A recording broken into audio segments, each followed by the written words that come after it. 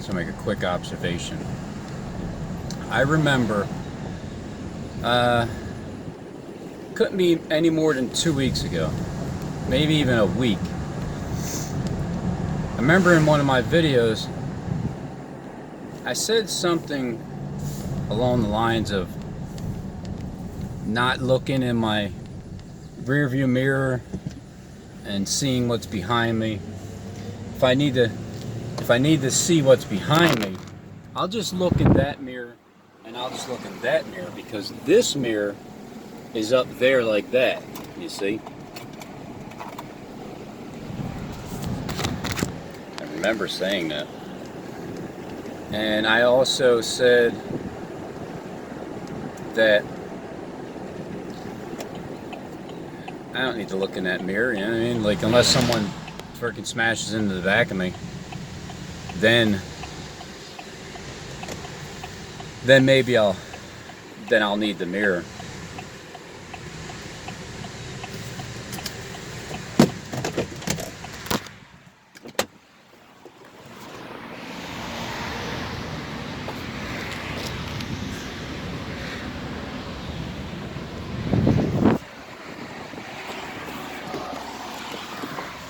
Pretty funny, huh?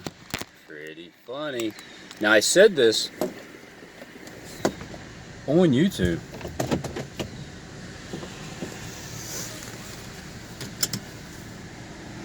And then don't you know that a couple days ago, right? I'm just trying to go to work early, just minding my own business, you know, just driving. Stopped at a red light a few blocks up, and then somebody just like, I'm like, great, here we go. So then the guy comes out. He's like, oh man, I'm sorry. Well, he didn't really say it. He's like, I am sorry. I'm like, that's cool, man, whatever. I am sorry. Not exactly like that, but just in a programmed kind of way. Like a programmed kind of way. So I'm just going to assume that probably, texting or looking at the phone or something. Because it was a tap, But it was enough to damage the bumper. And then, so it was probably like a 3-minute exchange from getting tapped in the back and then pulling over and then exchanging information. All right, see you. Gotta go work. Sorry, man. Hey. Take care. Now, I'm not sure just yet, but when it's their fault and you have a deductible like $500 or something, don't they pay that? Or is that like, I had to call my insurance agent to ask that question, because when you file a claim, you don't talk to your actual insurance agent, you talk to the claim department. Now, wouldn't that be messed up though if someone does hit you in the back and then it causes you $500 to get your vehicle fixed? Because if you don't fix it and you turn it in with the lease, well then, I don't know, I mean, they're just going to tack more money onto it.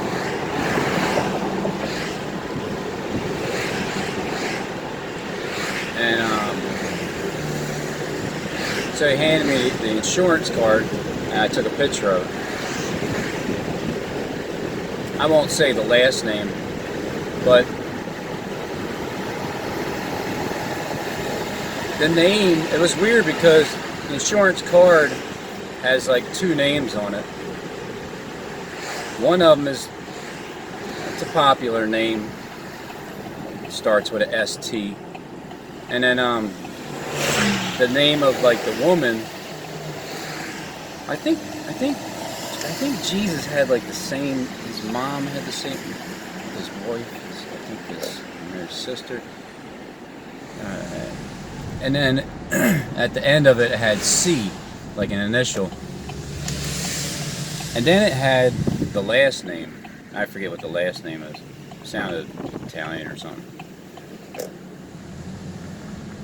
See, those two names mixed together with the letter C, which is really unusual because it's like I've never seen just a letter after the two names and then the last name. It's like, what does that mean? So I start thinking some more. You know, it could just be, like I said, it could just be an accident. It could just be someone's not paying attention. I'm surprised it hasn't happened to me. You know, me being the one crashing into somebody. And then watch, that'll happen next.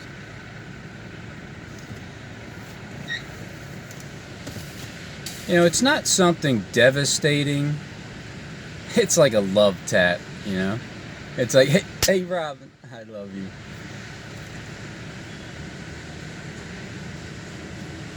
It's not something that's life-changing, messes things up dramatically, but it's like one paper cut in one spot, and then here comes another situation that adds another cut, and then a cut after cut. Eventually you finally bleed to death of all these little paper cuts and stuff.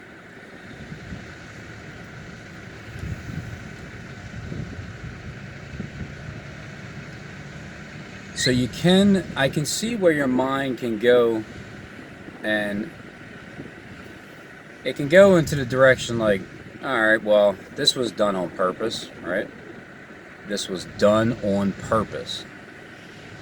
It was a little love tap, that's all. That's all. Grabbing, yeah, that's it. Because of what you've been through, what you know, what you see, when you first wake up to what you're seeing, you get a little fired up. I know I was fired up because I just couldn't understand what in the hell are all these people doing, acting around me. Like, what is going on, man? And then so you're used to that, and then when it's not really that way, if you're used to that and you're sticking with that, you're going to start thinking that that is what they're doing when it isn't. There's benefits into being able to see the surveillance team, the students, and then there's a downfall to knowing it, because you could possibly continue to think that way, and it gives you an instant irritation that you start feeling, and then you start looking at people like with irritation, and it kind of messes up your day, you know, if you're out looking around, searching, and you're irritated at them. That will drive you insane if you allow it to. That's the downfall of understanding what surveillance is. The benefit of it is you finally get to realize what people are like just by seeing them from a distance, walking up to them, walking by them, looking at them, just watching people and see what they're like. I do think it is sometimes like, do any of these people really know what the hell is going on? Like, anybody walking the earth besides anybody that's really on YouTube? Like, I believe the people on YouTube are the ones that know the truth inside and out. But everybody else don't. Because on YouTube you get the truth and you get the lies. It's like if you don't know anything about gematria, you You can get the truth and you can get the lies. You just need to know how to read between the lines.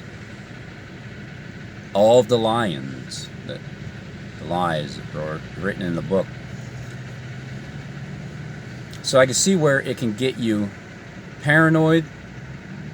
It can mess up your day. And you know, some people can actually and have committed suicide because of it.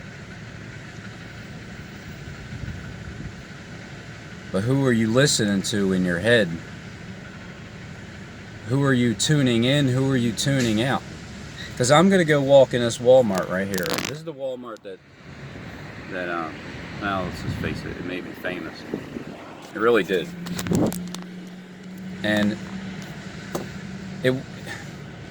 going in here thinking that I was going to get that amount of attention with this video. How are you supposed to think that? You can't. It's just a day. One day you just go in and just goof off, and then I have a bunch of subscribers that are listening now because of it.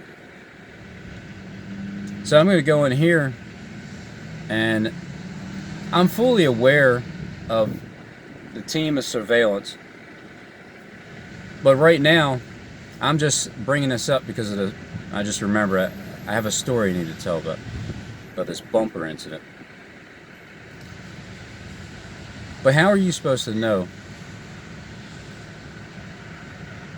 when you go about your day? You're just minding your own business with whatever it is, and these situations happen, like the incident, the bumper, and then the fortunate benefit of, I think I just went in. I'm trying to think back of why I even went in Walmart. Hey, what's up there, fella? I went into Walmart to get like a pair of pants, like a pair of sweatpants, but I truly was. My purpose was to go in there and spot security guards, but I figured I'd still get like a pair of sweatpants or whatever. Because of that day just going in there, I'm able to talk to a bunch of people that have never, I don't know, maybe you went, when you go into Walmart, maybe you already know that they're security guards, but to tie into what I'm trying to say here is that I didn't realize that the people in the Walmart guards are actually the same type of people that take the jobs of surveilling people for an organization, and then they'll call you stalkers because you're a gang of them. To me, you're still just students. You're just gang students. You're still trying to learn, you know, the ins and outs. That's why when you're following people, you don't really know why you are. You're just, it's like it's just a well, it's a job that they hire you. You take the job. You have an assignment. It's like the phone app that you have on your phone. You have a phone app. You can go. Like I can say,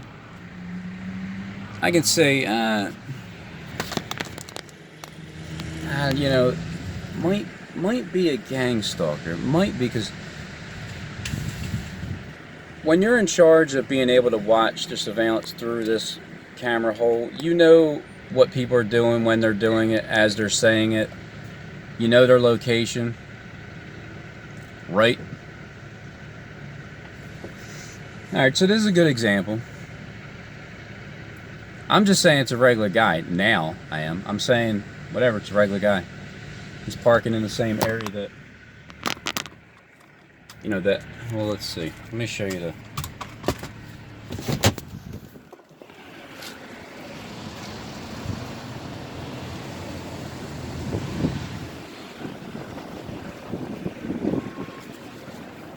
so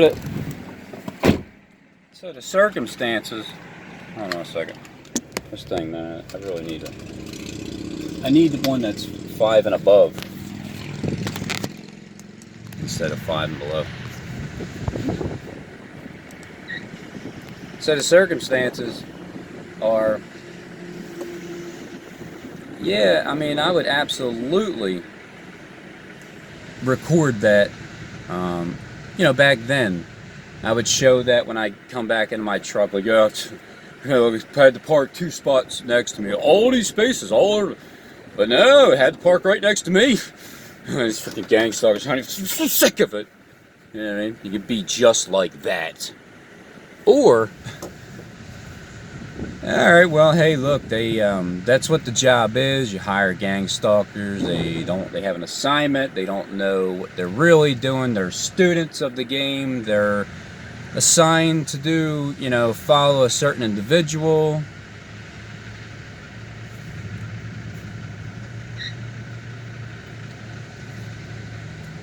From one end to the other. From east to west. From top to bottom.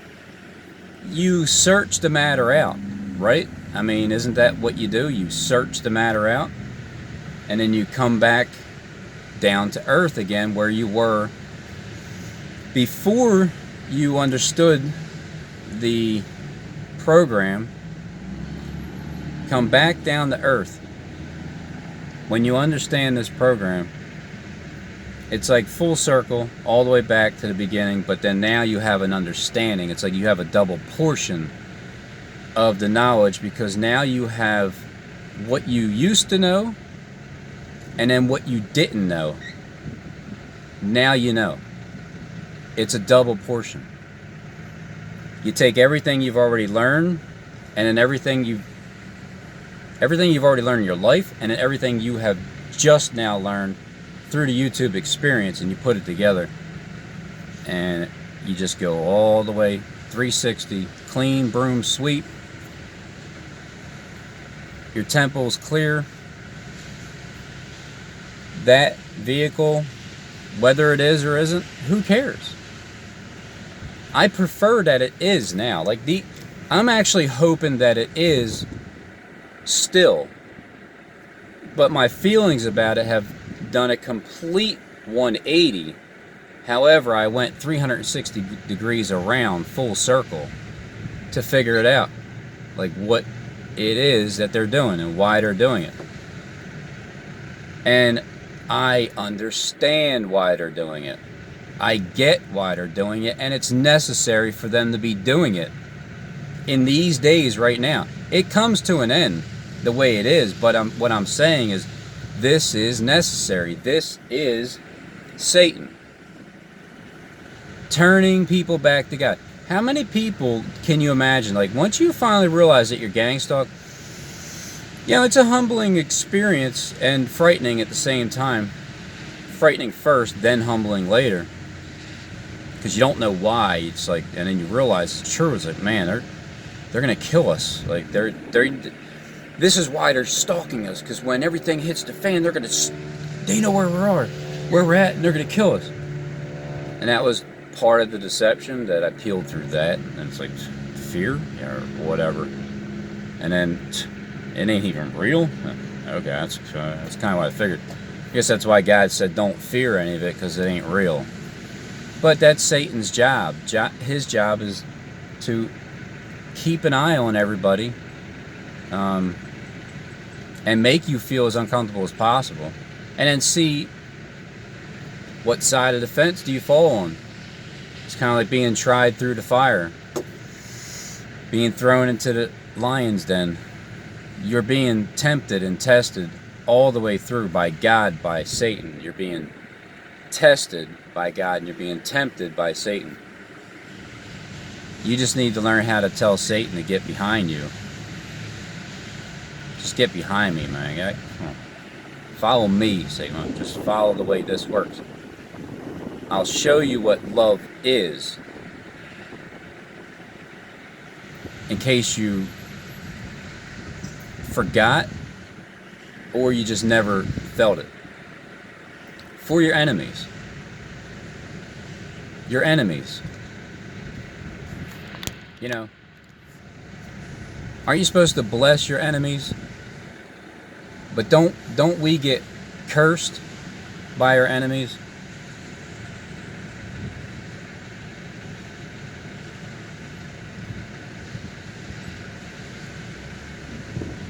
So yeah, it was quite an experience of going through the whole realization of what gang stalking is, and then to find every benefit imaginable through it, understanding how Satan's working these days, understanding the brotherhood of good and evil, Cain and Abel, Christ and Satan.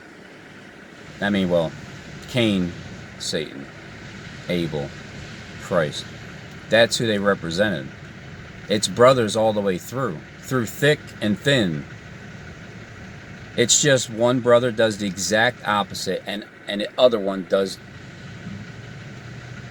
the exact opposite. And I have a brother that is just like that, man. My older brother is my younger sibling to me. Yeah, it's just the way it is. He's like a little brother. He's very angry, you know. Everything bothers him, but nothing is a problem. But things bother him because a lot of, you know, he'll fall off his motorcycle and his wheel come off. His truck he'll weld something on it from the metal, and that'll come off. And so when you have the headlights in front of you, now you have this pulled up, you got that there and this there. I'm just saying, like, I was the first one here, you know. I was the first one here talking. And I mean, yeah, there's more spots throughout the world here, but I also prefer to park back here because it's all the way in the far back. You see how, like, there's only one spot behind me. Most people park up in the middle, and the line is all the way down like that. Look at the doors all. So the line's like this down the middle, where people will walk all the way down to the end of that way just to get a straight run. If you go from here to here, it's less, you know what I mean, than all the way over there. So that's why I agree with him. We park right here for that reason. So now the corporation, I understand the whole purpose of it. I didn't agree with the way it was going. I don't agree with the way it is now. But I agree with the purpose in the end is now. Okay, now the purpose is to turn people back to God. At the beginning of the corporation, I don't think that was the purpose. Not at all, no. Nope, that was Satan's purpose to fool them. Because now that they've surveilled everybody, now that they have tabs on everybody, everything you do, and they put people in situations to get, you know, specifically for you, now that happened, and their hearts have changed, they're seeing it firsthand with their own eyes. They're seeing it, and now they turned from the one that's in charge, that needs to be in charge at this moment right now, is the most important person to be in charge, to change the way this is, because that is the shift. We're all being surveilled with a wicked eye, and then that wicked eye turns into your good third eye, and then now you're doing things in a godly manner on the Christ side, like only, you know, because Satan is going to rest for the next 1,000 years. I mean, ain't that a fact? It doesn't say he's going to rest, but doesn't it say for the next 1,000 years you'll reign with Christ? Or Satan's going to be bound for 1,000 years? If he's bound for 1,000 years, then he's resting. because he's not tormenting anybody. God's the one that's doing all the work. And then when God's turn is finished, then it's Satan's turn. And now, this is Satan's, his last 1,000 years is right now. He's going to be bound.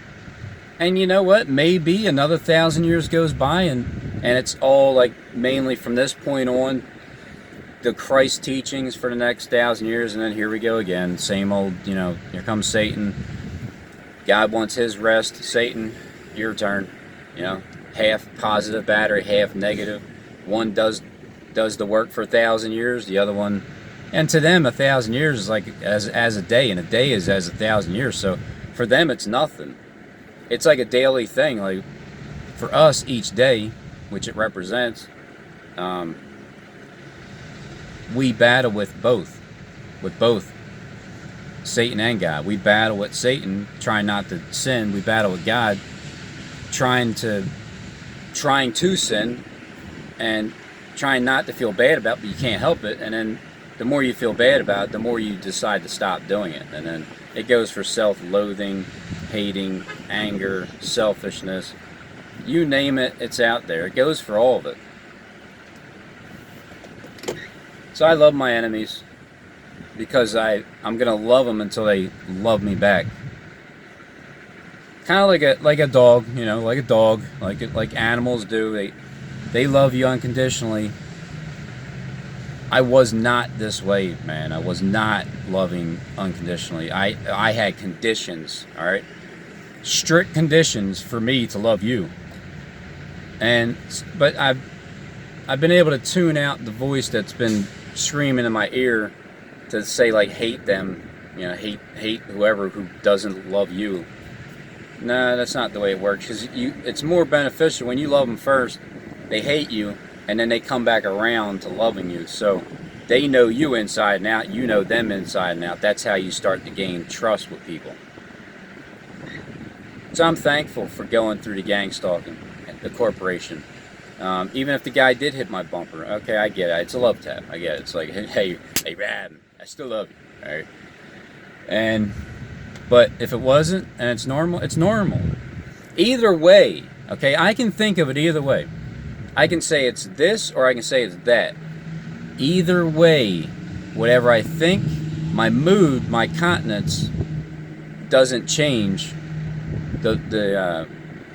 My inside, how I feel, doesn't change. I continue to go about and do the King's business, the King of Kings business. And until the things that we're understanding is going to happens. It's time. Everybody needs to get in line. And they are getting in line, but there's still time left.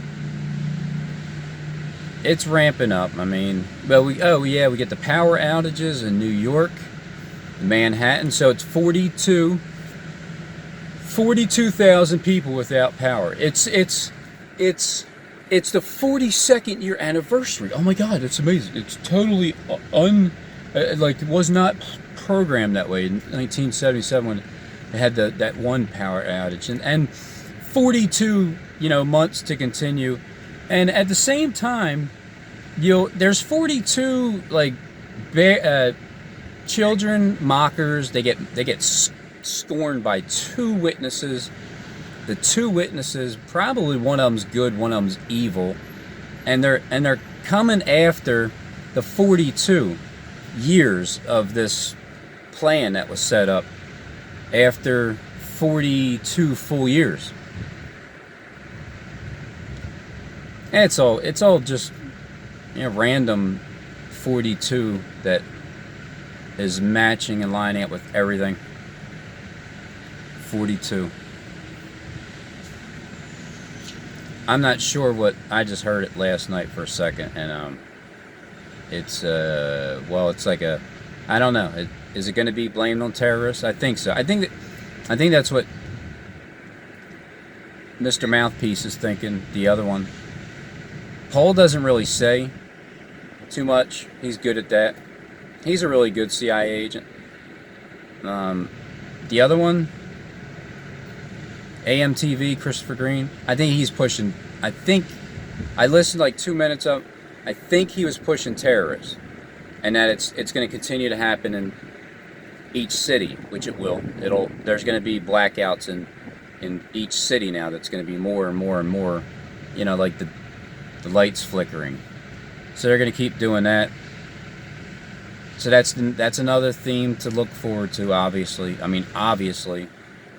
And that's too easy to in this game of Clue to know that it's not going to be that way, that they're not going to continue to talk about power outages, 42,000, 69,000, 77,000. Was there like a 4.2 earthquake and then a 6.6 earthquake and a 70.2 earthquake? So you're going to have the numbers, 42, and then like 1,000, 4,200, 420, and then like 4.2 magnitude earthquake. And then you got like 88,000 people died in this other attack, and it's 8.8 earthquake over in Israel. Just, I mean, you know, whatever. California just sunk. So there are all the patterns, the earthquakes. And then the tsunamis, remember, keep in mind, September 15th, the tsunami is going to start for the next, because the 3-month period is up. Unless it starts happening sooner. And Paul Begley will be the mouthpiece talking about it. And then eventually it'll be ABC, NBC, CBS, Fox News, all the other newscast channels are all in on it. It's like media is like, it's the same as Satan and Christ. You got half of it is truth and half of it is lies. The truth you can find through their lies. What they're lying about, you can get the truth out of it. And then what they're telling you that they're telling you the truth, you know it's a lie. You just, that's the discernment. Figure out which part is a lie and which part is true. That's why you have two witnesses in the world. You have Satan, Team Satan, you have Team Christ. There's two witnesses in the world. Eventually one of them wins out for the next 1,000 years. Whether that's spiritual, which I believe it is, and or literally. Then if it's literally, either way, I mean, how can you lose? You're with Christ, right? That's why that argument is pointless.